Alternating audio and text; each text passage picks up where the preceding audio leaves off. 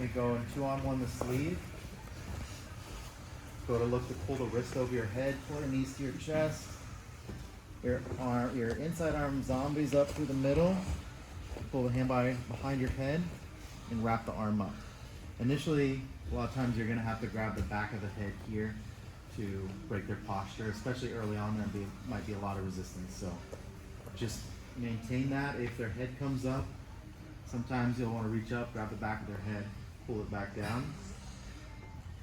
Once their posture is broken, we'll just open up the far collar and get a tight grip on that. Don't grab this one loosely.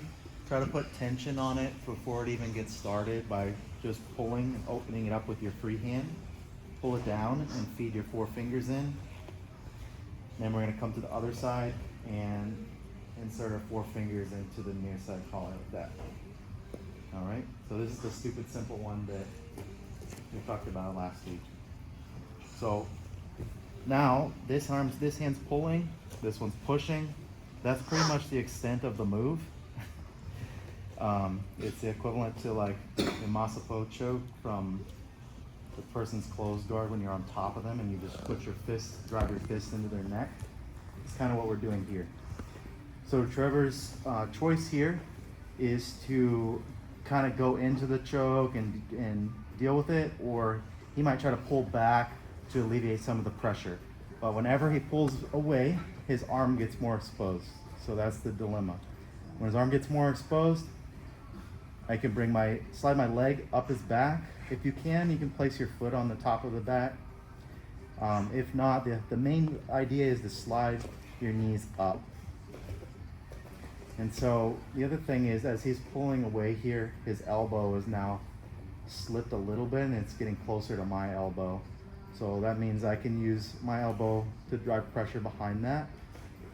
And I'm going to follow that up with my leg for power. So I slide my leg up and I drop my knee down for the armbar. I'm not a huge fan of these style of arm bars, but if you can at least create enough pressure that, say Trevor wants to push back in to take some of the pressure off his arm, he goes back into the strangle. So initially my foot's up high, I drop my knee down, we get pressure on the arm. If you're doing a good job with that, and you do have to be a little bit precise with it. It's one of the reasons I don't like it, because there's a lot that can go on in this position.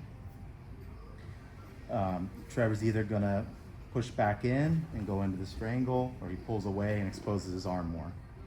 And if I really wanna make a switch here and nothing's happening after a while, my omoplata is right there. So whenever the person's head is pulled away from you, you can go start attacking omoplatas. It's just a question of giving up a little bit of control. So we have such a good controlling position here. There's not really a lot of reason